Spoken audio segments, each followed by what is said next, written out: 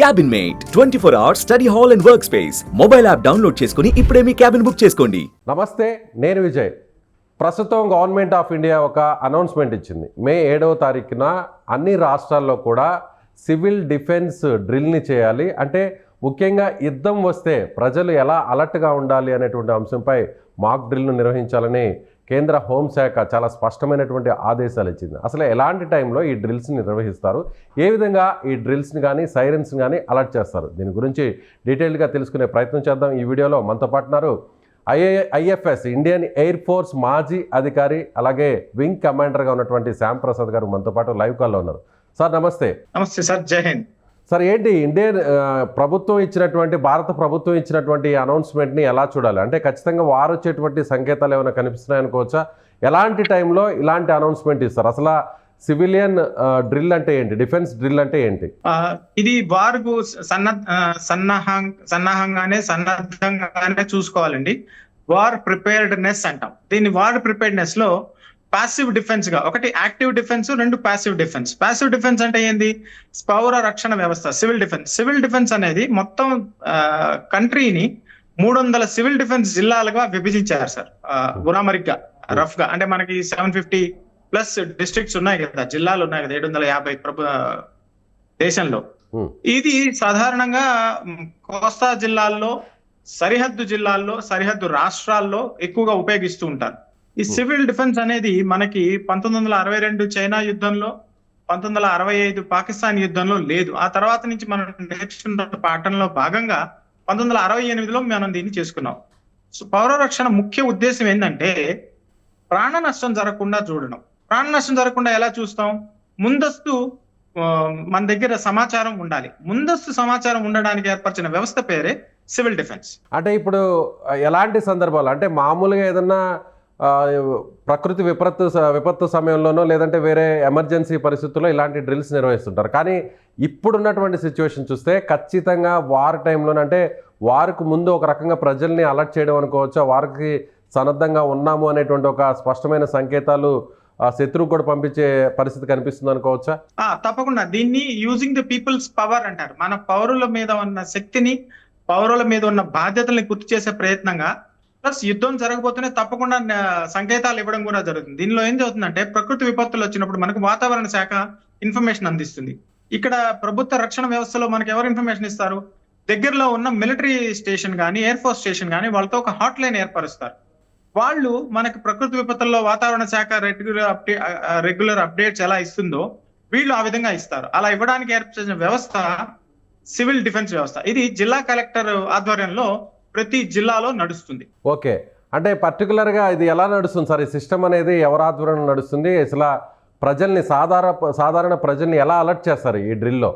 ఇది ఒక జిల్లాలో మనకి జిల్లా సైనిక సంక్షేమ అధికారి ఉంటారు, వారి కార్యాలయం ఉంటుంది. వీరు డైరెక్ట్ గా జిల్లా కలెక్టర్ ఆధ్వర్యంలో నడుస్తుంటారు. వీరికి ఒక ఆఫీస్ ఉంటుంది, ఒక ఫోన్ ఉంటుంది, ఒక ఫ్యాక్స్ సిస్టమ్ ఉంటుంది, ఒక కమ్యూనికేషన్ వ్యవస్థ ఉంటుంది, శాటిలైట్ ఫోన్స్ ఉంటాయి, మోటరోలాస్ ఉంటాయి.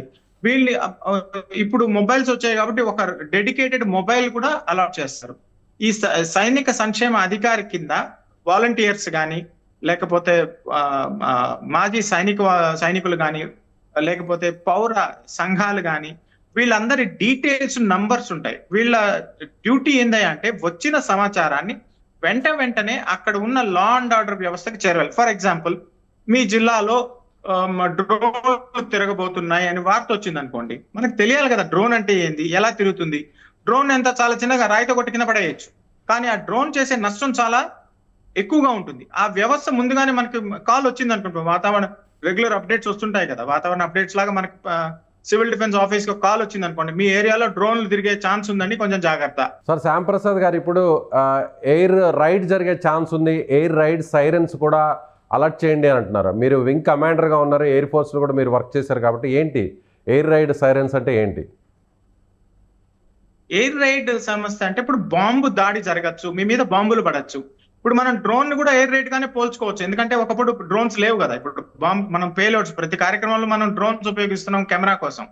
ప్రతి డ్రోన్ కూడా ఒక పేలోడ్ ఉంటుంది, 5-6 కేజీలు ఈజీగా క్యారీ చేయగలదు. దాంతో మనం బాంబును కూడా పెట్టి పంపించవచ్చు, ఎంత దూరం అయినా పంపించవచ్చు, 50-60 కిలోమీటర్లు. ఒక కోస్తా జిల్లాల్లో కానీ ఒక సరిహద్దు జిల్లాల్లో కానీ నదికి అవతల నుంచి డ్రోన్ పంపించేస్తే ఇక్కడికి వచ్చేస్తుంది.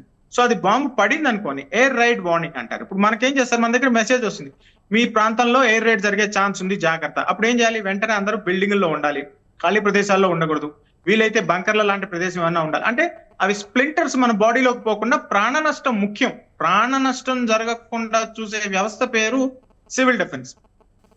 ఎయిర్ రైడ్ కి ఏం చేయాలి, ఎయిర్ రైడ్ కావాల్సింది ఏంది, లైట్. కాబట్టి బ్లాక్అవుట్ చేసేయాలి. బ్లాక్అవుట్ చేస్తే మనం తిరిగేదట, రోజువారీ కార్యక్రమాలు చేసుకునేదట, దానికి ట్రైనింగ్ ఇవ్వాలి. ఎవరెవరికి ట్రైనింగ్ ఇవ్వాలి, ఫైర్ సర్వీసెస్ కి, అగ్నిమాపక దళానికి, వాళ్ళ డ్రైవర్లకి, వాళ్ళ బండ్లకి హెడ్ లైట్స్ లేకుండా ప్రయాణం చేయాలి, చీకట్లో డ్రైవ్ చేయగలగాలి, అంబులెన్స్ కి.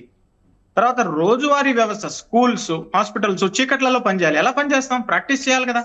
ఇది సరిహద్దు జిల్లాల్లో రెగ్యులర్ గా మిలిటరీ బేసెస్ దగ్గర ఉన్నట్లు, ముఖ్యంగా ఎయిర్ ఫోర్స్ నుంచి ప్రతి 6 నెలలకి జరుగుతుంది. ఇది దేశం మొత్తంగా జరగడం అనేది 2 సంకేతాలు ఇస్తుంది. ఒకటి, సివిల్ వ్యవస్థని పటిష్టం చేయడం. 2, యుద్ధానికి సిద్ధంగా ఉండండి, పాసివ్ డిఫెన్స్ కి సిద్ధంగా ఉండండి అనే సంకేతం. మరొక అంశాన్ని కూడా పాయింట్ కూడా ఇక్కడ అనౌన్స్మెంట్లో భాగంగా గవర్నమెంట్ ఆఫ్ ఇండియా ఇచ్చింది, provision of crash blackout measures. అంటే ఏంటి సార్?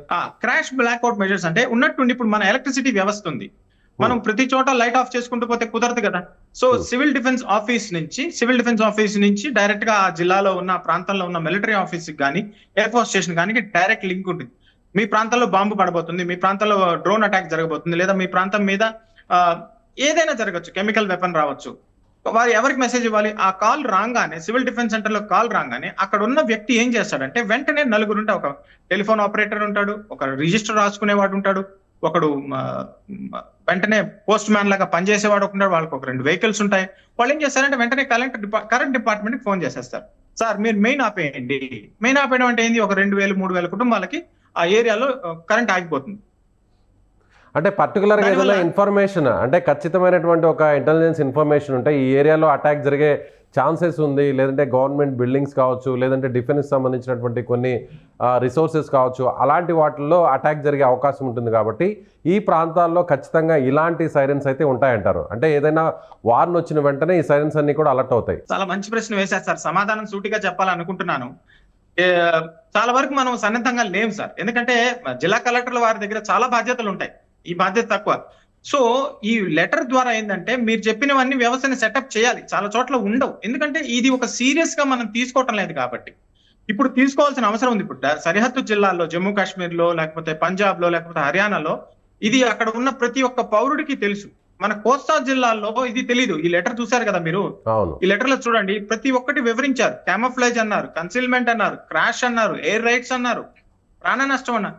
ఇవన్నీ అక్కడ ఉన్న సాధారణ ప్రజలకు తెలియజేయాలి అంటే సివిల్ రక్షణ వ్యవస్థ, సివిల్ డిఫెన్స్ వ్యవస్థ చాలా సన్నద్ధంగా ఉండాలి, గట్టిగా ఉండాలి. ఒకరోజు ప్రాక్టీస్ చేయడం వల్ల మనకి మంచి కానీ చెడు అస్సలు కాదు. కానీ ఇప్పటి వరకు మనం కోస్తా జిల్లాల్లో చూసాం, అంటే అక్కడ సునామీ టైం కావచ్చు, లేదంటే ఏదన్నా తుఫాన్ టైం కావచ్చు, వరదల టైంలో ఎక్కడైతే తీర ప్రాంతానికి, సముద్ర ప్రాంతానికి దగ్గరగా ఉన్నటువంటి వీళ్ళందరూ కూడా ఆ గ్రామాల నుంచి రీహాబిటేషన్ సెంటర్స్కి తరలిస్తుంటారు. అలాంటి టైంలో మనం చూసాం. కానీ ఇప్పుడు ఫస్ట్ టైం అంటే వార్కు సంబంధించి యుద్ధ సన్నాహక చర్యల్లో భాగంగా మామూలు సివిలియన్స్ని కూడా ఇలాంటి సైరన్స్కి అలర్ట్ అవ్వాలి, ఎలా ఉండాలి, అలాంటిది ఒక రకంగా చెప్పాలంటే ఈ జనరేషన్లో ఇది ఫస్ట్ టైం అనుకోవచ్చా తెలుగు రాష్ట్రాల్లో? డెఫినెట్ గా సార్. ఇప్పుడు మన తెలుగు రాష్ట్రాల్లో కలిపి దాదాపు 90 జిల్లాల దాకా ఉన్నాయి. 90 జిల్లాల్లో కూడా ఎన్ని సివిల్ డిఫెన్స్ సెంటర్స్ అంటే ఒక 100 జిల్లాలు అనుకుందాం, తెలుగు రాష్ట్రాల్లో 100 జిల్లాలు, దేశం మొత్తం మీద 300 జిల్లాల్లో ఇది ఉంది. ఎన్ని జిల్లాల్లో సివిల్ డిఫెన్స్ వ్యవస్థ ఉంది, సివిల్ డిఫెన్స్ ఆఫీస్ ఉంది, వాళ్ళ ఫోన్లు ఉన్నాయి, ఫ్యాక్స్లు ఉన్నాయి, అసలు మనుషులు ఉన్నారా, వాళ్ళ దగ్గర నంబర్లు ఉన్నారా? నెల్లూరు సివిల్ డిఫెన్స్ అధికారి పేరు శ్యామ్ ప్రసాద్, ఆయన నెంబర్ ఎంత, ఆయన కింద ఎంతమంది ఉన్నారు, ఆయన కరెంట్ ఆఫీస్ ఫోన్ చేయడానికి ఒక మనిషి ఉండాలి, పోలీస్ శాఖతో సంబంధం పెట్టుకోవడానికి ఒక మనిషి ఉండాలి, వెంటనే బోట్లు లేకపోతే అంబులెన్స్ నడపడానికి వ్యవస్థ ఉండాలి. 5 మంది అన్నా ఉండాలి కదా, ఒక మనిషి ప్లస్ 6 ఉండాలి కదా. అది ఎన్ని చోట్ల ఉంది? ఉండడానికి ఇది మంచి అవకాశంగా మనం ఉపయోగించుకొని మన కలెక్టర్లందరూ ఎక్కడున్న మాజీ సైనికులందరినీ వాడుకొని వాళ్ళకి అవగాహన ఉంటుంది కాబట్టి నాలాంటి వాళ్ళని పిలుస్తున్నప్పుడు ఒక సివిల్ డిఫెన్స్ ఆఫీస్ అని సెటప్ చేయాలి. ఇప్పుడు మనకేముంది, సివిల్ డిజాస్టర్ సెంటర్ అని కలెక్టర్ గారి ఆధ్వర్యంలో ఉంటుంది ప్రకృతి వైపరీత్యాలకి. అదే విధంగా దీన్ని కూడా సెటప్ చేసి దాన్ని ఒక కంట్రోల్ రూమ్ లాగా, వార్ రూమ్ లాగా ప్రతి జిల్లాలో ఏర్పరచడం వల్ల సామాన్య పౌరులకి అవగాహన పెరుగుతుంది, ప్రాణ నష్టం తగ్గుతుంది, పానిక్ క్రియేట్ ఎంతో ఆపగలగడం, స్టాంపీడ్ జరగకుండా ఆపగలగడం. తర్వాత కామఫ్లేజ్ అండ్ కన్సిల్మెంట్ ఉన్నాయి. ఇప్పుడు మన మంచి మంచి అసెట్స్ ఉన్నాయి. ఏంది? కరెంట్ వ్యవస్థ ఉంది, FM రేడియో ఉంది. అదే సార్, ఇప్పుడు పెద్ద పెద్ద malls ఫోర్త్ ఉన్నాయి. పాయింట్ కింద provision for early camouflaging of vital plants and insulations అన్నారు. అంటే ఏంటి దీని మీనింగ్ ఏంటి? కరెక్ట్, మంచి మంచి అసెట్స్ ఉంటాయి కదా సార్. ఇప్పుడు మన కరెంట్ ఆఫీస్ ఉంది, మెయిన్ కరెంట్ సెంటర్ ఉంది, ట్రాన్స్ఫార్మర్, అదొక పెద్ద వ్యవస్థ. అది పైనుంచి కనపడకూడదు, డ్రోన్ నుంచి కనపడకూడదు, లేదా విమానం నుంచి కనపడదు, లేకపోతే చిన్నపాటి విమానం వస్తుంది కదా, సెస్నా విమానం, రోగ్ ఎయిర్క్రాఫ్ట్ అంటాం మనం. వాళ్ళకి ఇవి కనపడకూడదు, పైనుంచి చీకట్లో వాటికి కనపడవు, సెన్సర్స్ పనిచేస్తాయి. అది మంచిగా వెల్ లిట్ గా ఉందనుకోండి. సో క్యామోఫ్లాజ్ కన్సిల్మెంట్ ఏంది? ముందు దాన్ని చీకటి చేసేయాలి, వీలైతే దాని మీద ఏదన్నా కప్పాలి. కప్పడం అంటే ఏంది? పెయింట్ అలా రకంగా ఉంటుంది. ఇప్పుడు సరిహద్దు ప్రాంతాల్లో సహజంగా పెయింట్ అలా వేసేస్తారు, ఆకాశంలోంచి కనపడదు. దాన్ని క్యామోఫ్లాజ్ అండ్ కన్సిల్మెంట్ అంటారు. సార్ లాస్ట్ పాయింట్ ఇంకొకసారి, ఫిఫ్త్ పాయింట్ ఏంటంటే updation of evacuation plan it's rehearsal అన్నారు. అంటే దీని అర్థం ఏంటి? ఎవాక్యుయేషన్ ప్లాన్ అంటే మనకి ఇప్పుడు వెంటనే ఎవాక్యుయేట్ చేయాలి, అక్కడ ఉన్న మనుషుల్ని దూరంగా తీసుకెళ్ళాలి. మనకి బండ్లు కావాలి, డ్రైవర్లు కావాలి, ఆ రూట్ తెలిసిన వాళ్ళు ఉండాలి, ఆ రోడ్లలో షార్ట్ కట్ లో వెళ్ళగలగాలి. అంటే వీలైనంత వరకు ప్రాణ నష్టాన్ని తగ్గించాలి. ఓకే, అలాగే మీరు ఒక పాయింట్ కూడా చెప్పారు, ఏదైనా ఒక చోట పర్టికులర్గా ఒక ప్లేస్లో బాంబింగ్ జరిగింది, అక్కడ ఏదైనా పేలకుండా ఉన్నటువంటి బాంబులు ఉంటాయి, కాబట్టి అక్కడ ఉన్న ప్రజలను కూడా సురక్షిత ప్రాంతాలకు తీసుకువెళ్ళాలి అనేటువంటి సమాచారం కూడా చెప్తున్నారు. కరెక్టేనంటారా? అవును, బాంబ్ డిస్పోజల్ స్క్వాడ్ కి మనం ఇన్ఫర్మేషన్ ఇవ్వాలి. ఇప్పుడు డ్రోన్ల ద్వారా బాంబులు పంచొచ్చు. ఆ బాంబు పేలనప్పుడు దాన్ని ఎలా దూరంగా ఉండాలి, దాని చుట్టూ ఇసుక బస్తాలు వేసేయాలి, లేదా పొట్టు బస్తాలను వేసి దానికి దూరంగా ఉండాలి. దాని దగ్గరికి ఎవరు వెళ్ళకూడదు, జంతువులు వెళ్ళకూడదు, జంతువులు తినకూడదు. ఇవన్నీ కూడా సివిల్ డిఫెన్స్ లో ఒక భాగం. దీన్ని ప్రాక్టీస్ చేయడం అనేది దేశానికి, పౌరులకి చాలా మంచిది. సో ఫైనల్ గా ఏం చెప్తారా? అంటే ఇది ప్రతి రాష్ట్రంలో కూడా, అంటే మీరు అన్నట్టుగా పాకిస్తాన్కి దగ్గరలో ఉన్నటువంటి సరిహద్దు రాష్ట్రాలే కాకుండా మిగిలినటువంటి రాష్ట్రాలకు కూడా, దేశంలో ఉన్నటువంటి అన్ని రాష్ట్రాల్లో కూడా ఇలాంటి సివిల్ డిఫెన్స్ డ్రిల్స్ని చేయండి అని హోమ్ మినిస్ట్రీ చాలా స్పష్టంగా ఆదేశాలు ఇచ్చింది. అంటే మీరు చెప్పినట్టుగా సడన్గా ఒక గ్రామంలో కావచ్చు, ఒక సిటీలో కావచ్చు, ఒక ప్లేస్లో కావచ్చు, ఆల్ ఆఫ్ సడన్గా మొత్తం పవర్ సప్లైని ఆపేస్తారు. ఆ టైంలో వెహికల్స్ అన్నీ కూడా హెడ్లైట్స్ ఆఫ్ చేసుకొని ట్రావెల్ చేయాలి. ఇదేనంటారా? అంటే ఇలాంటివన్నిటి మీద కూడా ఒక అవగాహన కల్పించే ప్రయత్నం అనుకోవచ్చా సివిలియన్స్కి? అవును, కరెక్ట్ గా చెప్పారు.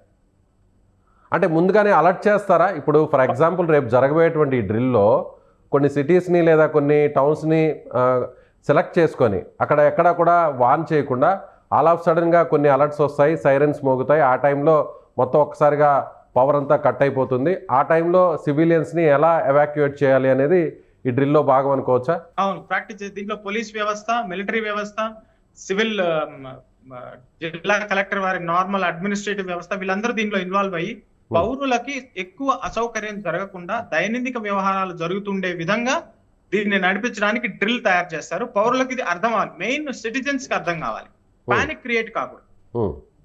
నిజంగా ఇలాంటి సిస్టమ్ ఉందా అసలు మన రాష్ట్రాల్లో, జిల్లాల స్థాయిలో ఉందంటారు ఇలాంటి సిస్టమ్? మీరు ఆల్రెడీ చెప్పారు ఇలాంటి సిచ్యువేషన్స్ ఎప్పుడు రావు, కేవలం మనం ప్రకృతి వైపరీత్యాలు, వరదలు, తుఫాన్లు అలాంటి టైంలోనే మనం అలర్ట్స్ చూస్తుంటాం. కానీ వార్ టైంలో ఇప్పటివరకు అలాంటి సిచ్యువేషన్ ఎవరు కూడా ఫేస్ చేయలేదు. కానీ ఇది ఫస్ట్ టైం అనుకోవచ్చు. కానీ ఇలాంటి సిస్టమ్ అనేది ఉందా మన రాష్ట్రాల్లో? దురదృష్టవశాత్తు లేదు సార్. సో రైట్, ఫైనల్గా ఏం చెప్తారు? సో ఒక రకంగా ప్రజలు భయపడాలని అనుకోవచ్చా, లేదంటే ప్రజలు సంసిద్ధంగా ఉండాలి, ఏదైనా జరగవచ్చు, ఎప్పుడైనా కూడా సిద్ధంగా ఉండాలి, భయపడకూడదు, ఎలాంటి విపత్కర పరిస్థితులు వచ్చినా కూడా ఎదుర్కోవడానికి సామాన్య పౌరులు కూడా సంసిద్ధంగా ఉండాలి అనేటువంటి ఒక మెసేజ్ని గవర్నమెంట్ ఆఫ్ ఇండియా ఇచ్చిందనుకోవచ్చా ఈ ప్రకటన ద్వారా? తప్పకుండా సార్. మన దగ్గర ఉన్న ఒక పెద్ద బలం అనేది అంటే పౌర వ్యవస్థ. మన దగ్గర ఉన్న వాళ్ళు సిటిజన్ పవర్, యూత్ పవర్. మనం పానిక్ లేకుండా, భయాందోళనలు లేకుండా, గందరగోళం సృష్టించకుండా మన పనులు మనం చేసుకోగలము. ఎయిర్ రైడ్ సమయంలో కానీ, ఎయిర్ రైడ్ తర్వాత కానీ, బ్లాక్అవుట్ మెజర్స్ ద్వారా కరెంటు ఉన్నా కానీ లేకపోయినా కానీ మేము నార్మల్ దైనందిక జీవనం గడపగలము అనే ఒక ప్రణాళిక సిద్ధం చేయడం, దాన్ని ప్రాక్టీస్ చేయడం అనేది దేశ భద్రత ద్వారా చాలా మంచిది, అవసరం కూడా. Better late than never. So ఇప్పుడు ఒకవేళ ఎయిర్ స్ట్రైక్స్ జరిగితే, అంటే ఒక రకంగా ఎయిర్ రైడ్స్ జరిగితే కేవలం సరిహద్దు ప్రాంతాల్లోనేనా, లేదంటే మిగిలినటువంటి రాష్ట్రాలకు కూడా ఈ ఎయిర్ రైడ్స్ జరిగేటువంటి ప్రమాదం ఉందంటారా? మీరు వింగ్ కమాండర్గా ఎయిర్ ఫోర్స్లో పనిచేశారు కాబట్టి దాని గురించి కొంచెం సామాన్య ప్రజలకు కూడా అర్థమయ్యే విధంగా చెప్పగలరా? అంటే మనం ఒక రకంగా చెప్పాలంటే ఇటువైపు అంటే ఈస్ట్ సైడ్ ఉన్నటువంటి స్టేట్స్ మన తెలుగు రాష్ట్రాలు కూడా ఈ ప్రమాదం ఏమన్నా పొంచి ఉందనుకోవచ్చా? తెలుగు రాష్ట్రాలకి అందేంత రేంజ్ ఎవరికి లేదు సార్. చాలా దూరంలో ఉన్నాం, ప్లస్ దూరం అనడం కన్నా చాలా స్ట్రాటజిక్ లొకేషన్ లో మనం ఉన్నాం. అంత రేంజ్ ఎవరికి లేదు. ఒకవేళ వచ్చినా గానీ తిరిగి వెళ్లే స్థితిలో వాళ్ళు లేరు, అంతంత లోడ్ క్యారీ చేయలేరు. కానీ కోస్తా జిల్లాలు కాబట్టి కోస్తా షిప్ల ద్వారా కూడా జరగచ్చు. ఇప్పుడు ఏముంది, డ్రోన్ తీసుకురావడమే కదా, విమానం రాక్కర్లేదు కదా. డ్రోన్ రేంజ్ లో అయితే మనం ఉన్నాం. ఇది ప్రాక్టీస్ చేయడం అనేది తెలుగు రాష్ట్రాలకి, ప్రజలకి, ఇక్కడ ఉన్న ఆస్తులకి చాలా మంచిది. ఏముంది సార్, ఒక విద్యుత్ స్టేషన్ ని కూల్చేశారు అనుకోండి, బాంబు పేల్చేశారు అనుకోండి, ఎంత ఇన్కన్వీనియన్స్, ఎంత ఎకనామిక్ లాస్ ఉంటుంది. అవి మనం అవాయిడ్ చేయగలం. ఈ అసెట్స్ ని మనం కాపాడుకోవాలి. సో హైదరాబాద్ కూడా వైమానిక స్థావరాలు కావచ్చు, లేదంటే మిలిటరీకి సంబంధించినటువంటి డిఫెన్స్ ప్లేసెస్ అన్ని కూడా చాలా ఉన్నాయి. కాబట్టి ఇది కూడా ఒక రకంగా హై అలర్ట్ జోన్ లో ఉందనుకోవచ్చు హైదరాబాద్ కూడా. Main sir, Hyderabad is the hub, heart of, ఏమంటారు దాన్ని, Paris of Andhra Pradesh, Paris of India, okay, city of pearls. Okay. So ఇక్కడ కూడా ఒక రకంగా ఇలాంటి డ్రిల్స్ జరిగే అవకాశం ఉందంటారు హైదరాబాద్ లో కూడా, ఎందుకంటే అలర్ట్ జోన్ లో ఉంది కాబట్టి. Hyderabad is very safe sir. ఎందుకంటే మీకు అక్కడ ఎయిర్ ఫోర్స్ స్టేషన్స్ ఉన్నాయి, మిలిటరీ స్టేషన్స్ ఉన్నాయి. వాళ్ళ రక్షణ వ్యవస్థ చాలా పటిష్టంగా ఉంటుంది. సుదూర ప్రాంతాల్లో నెల్లూరు కానీ, ఒంగోలు కానీ, సరే ఇటు సైడ్ తమిళనాడు సైడ్ జిల్లాలకు కానీ, చెన్నైకి దూరంగా ఉన్నాయి. వీళ్ళకి ప్రాక్టీస్ చాలా తక్కువగా ఉంటుంది. హైదరాబాద్ లో వాళ్ళకి మిలిటరీ బేసెస్ ఎక్కువ ఉన్నాయి కాబట్టి వాళ్ళు అనుకుంటే అవేర్నెస్ పెంచడం చేయగలరు. కానీ నెల్లూరు లాంటి ప్రదేశాలు, లేదా ఒంగోలు, లేదా తిరుపతి వాటిలో చేయడానికి ఎన్సిసి యూనిట్స్ ని సహాయం తీసుకోవాల్సి ఉంటుంది. జిల్లా కలెక్టర్లు అవేర్నెస్ పెంచాల్సి ఉంటుంది. సైనిక్ వెల్ఫేర్ ఆఫీసర్ల ఇన్వాల్వ్మెంట్ చేయాల్సి ఉంటుంది. చాలా పని ఉంది sir. Right sir, thank you so much. So ఇది ఇండియన్ ఎయిర్ ఫోర్స్ మాజీ అధికారి, అలాగే వింగ్ కమాండర్గా ఉన్నటువంటి శ్యామ్ ప్రసాద్ గారు చెప్తున్నట్టుగా ఖచ్చితంగా ప్రతి పౌరుడు కూడా వార్ లాంటి సిచ్యువేషన్ వస్తే దాన్ని ఫేస్ చేయడానికి సంసిద్ధంగా ఉండడానికి గవర్నమెంట్ ఆఫ్ ఇండియా ఇలాంటి అనౌన్స్మెంట్ ఇచ్చింది. ముఖ్యంగా యుద్ధం వస్తే ఒకవేళ నిజంగా ఏదైనా ప్లేస్ని టార్గెట్ చేసుకొని ఏదైనా బాంబింగ్ లాంటివి జరిగినా, ఎయిర్ రైడ్స్ జరిగినా దానికి సహాయక చర్యలు కావచ్చు, లేదంటే ఆ ప్లేస్ నుంచి ఇంకొక ప్లేస్కి సురక్షితంగా వెళ్ళడం కావచ్చు, వీటన్నిటి మీద కూడా ప్రజలకు అవగాహన కల్పించడం కోసమే ఇలాంటి మాక్ డ్రిల్ని నిర్వహించే అవకాశం ఉందని ఆయన చెప్తున్నారు. Thank you so much. Suman టీవీలో మీ పర్సనల్ అండ్ బిజినెస్ ప్రమోషన్స్ కోసం కింది నెంబర్కి కాంటాక్ట్ చేయండి.